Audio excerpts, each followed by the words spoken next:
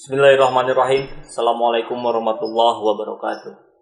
Di video ini saya akan bahas tentang makna hijrah dalam sudut pandang psikologi Islam. Kata hijrah memang terus populer di kalangan muslim. Banyak yang menggunakan kata tersebut dalam perbincangan di berbagai kalangan dan berbagai forum, dari forum masjid sampai obrolan warung kopi. Asal kata hijrah berasal dari bahasa Arab yang berarti meninggalkan, menjauhkan dari dan berpindah tempat.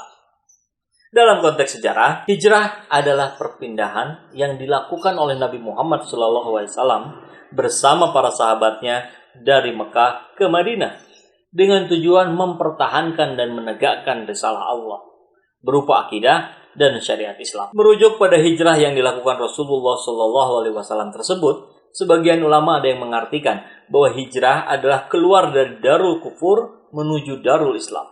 Keluar dari kekufuran menuju keimanan. Perintah berhijrah terdapat dalam beberapa ayat Al-Quran. Antara lain ada di Quran surat Al-Baqarah, surat 2 ayat 218, Al-Anfal, surat 8 ayat 74, dan Quran surat At-Taubah, surat 9 ayat 20. Silakan sambil dibuka ya nanti. Atau setelah tayangan ini, nanti bisa dicek juga. Intinya, pada ayat-ayat itu terdapat esensi kandungan.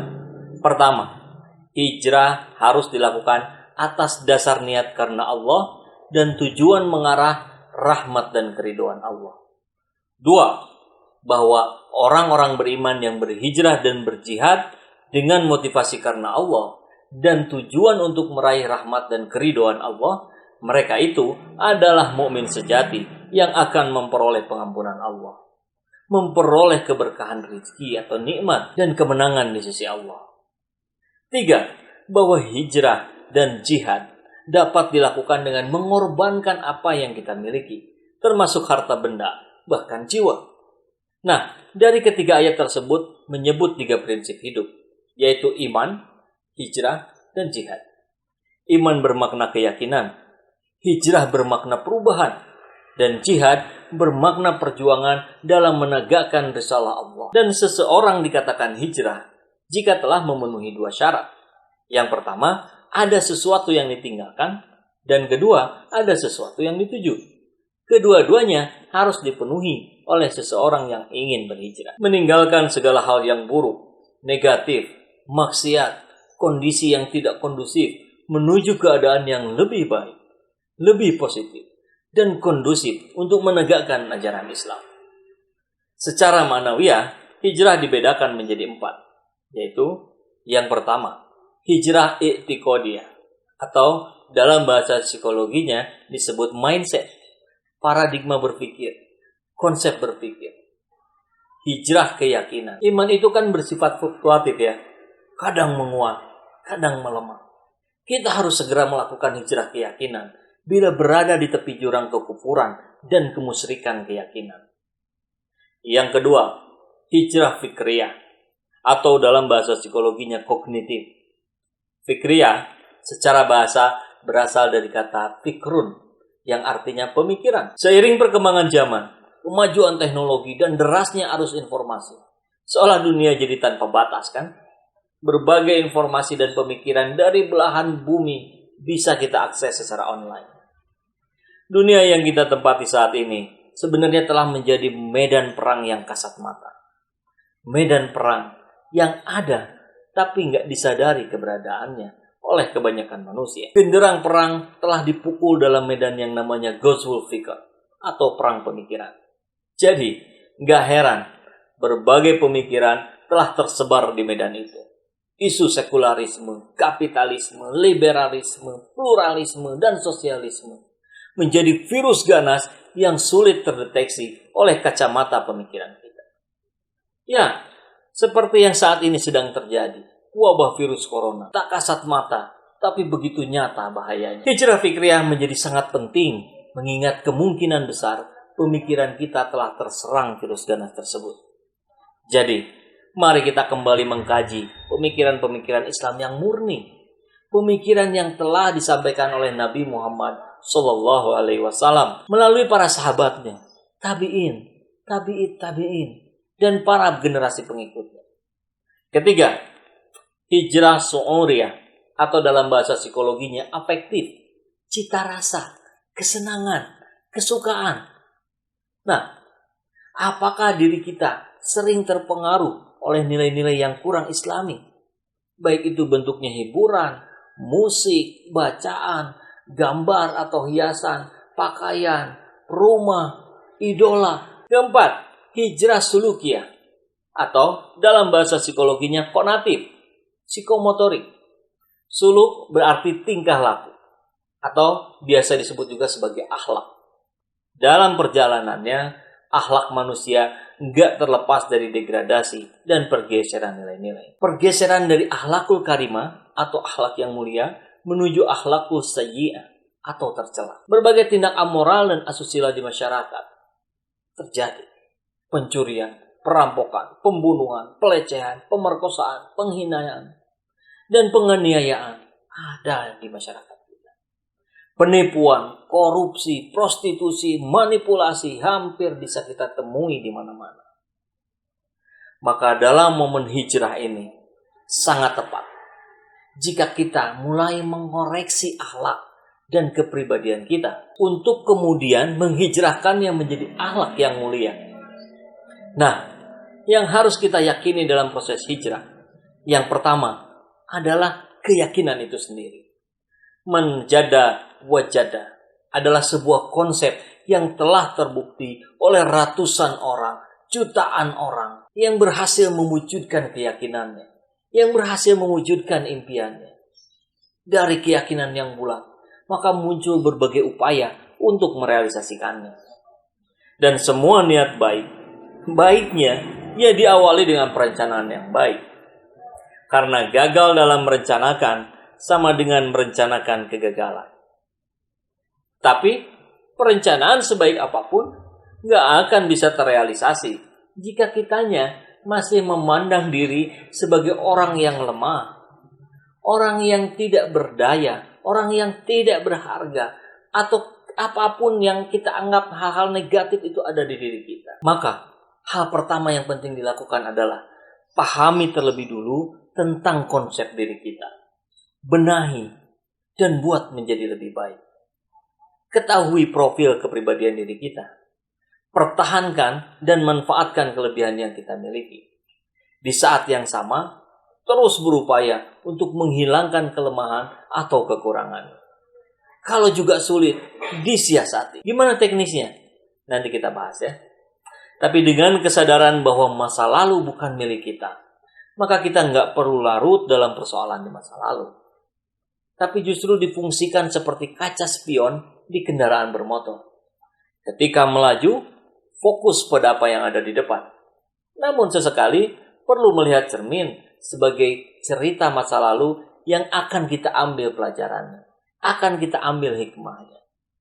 Untuk melancarkan perjalanan kita ke depan.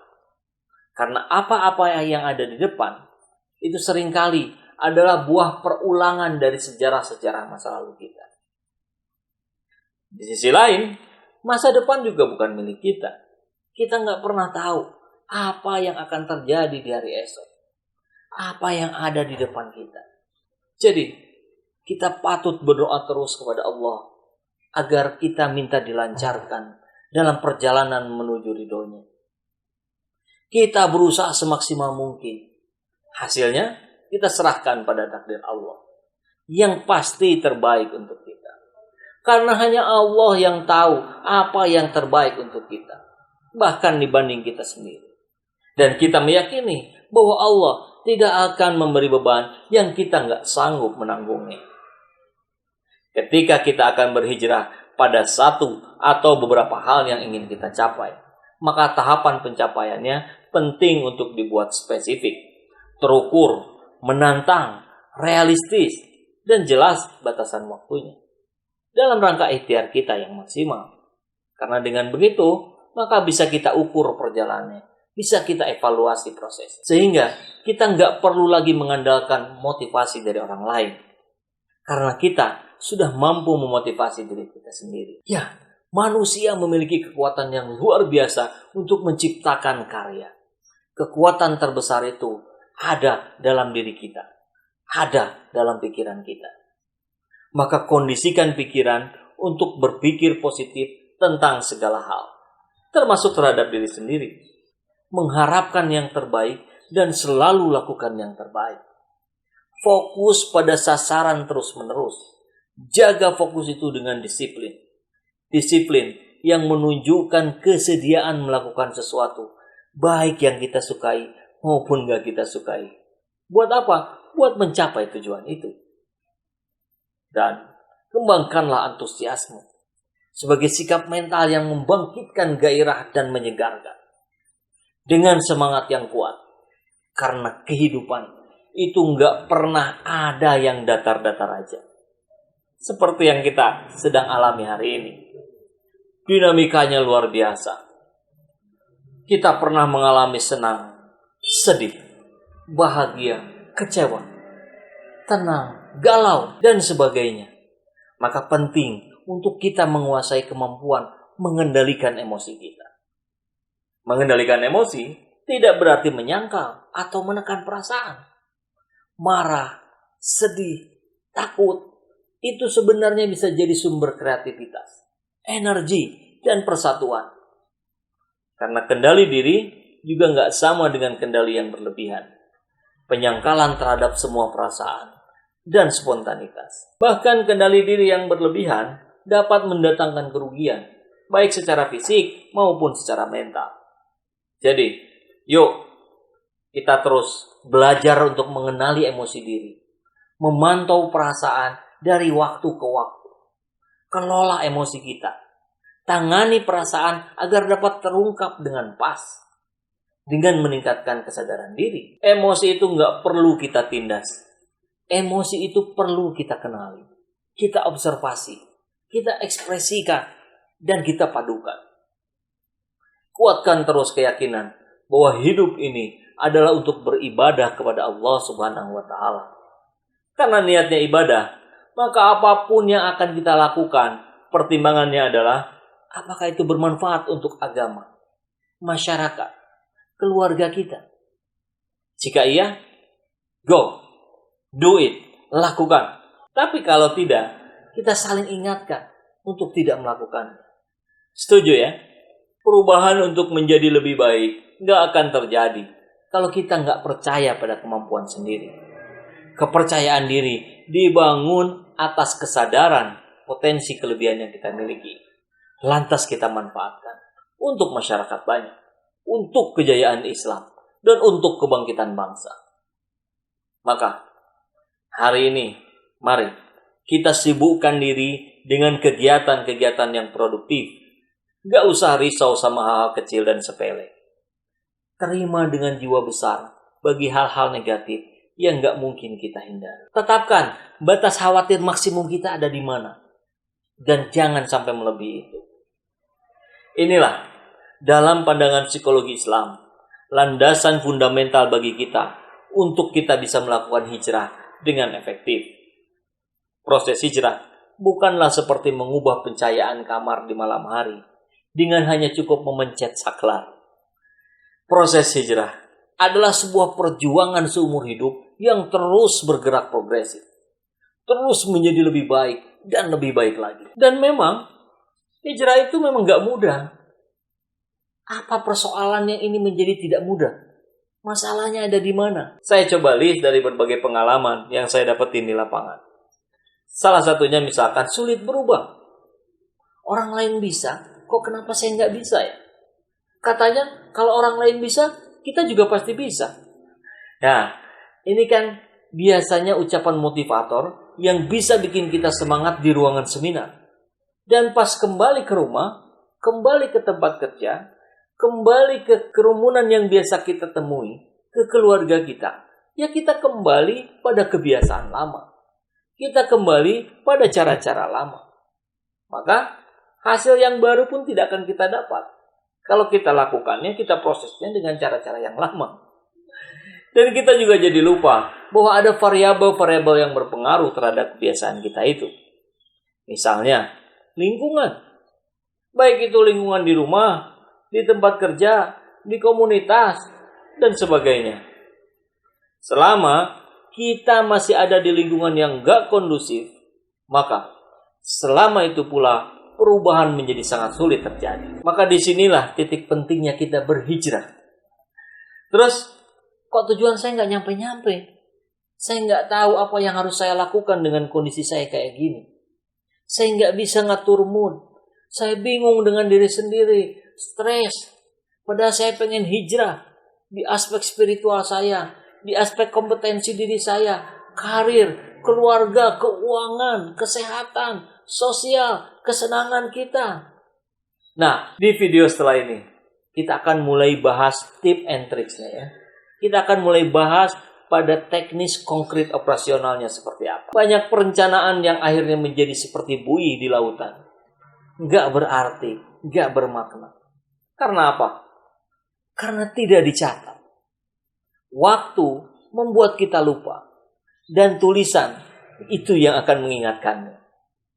Ini kuncinya. Sampai jumpa di video selanjutnya. Mohon maaf.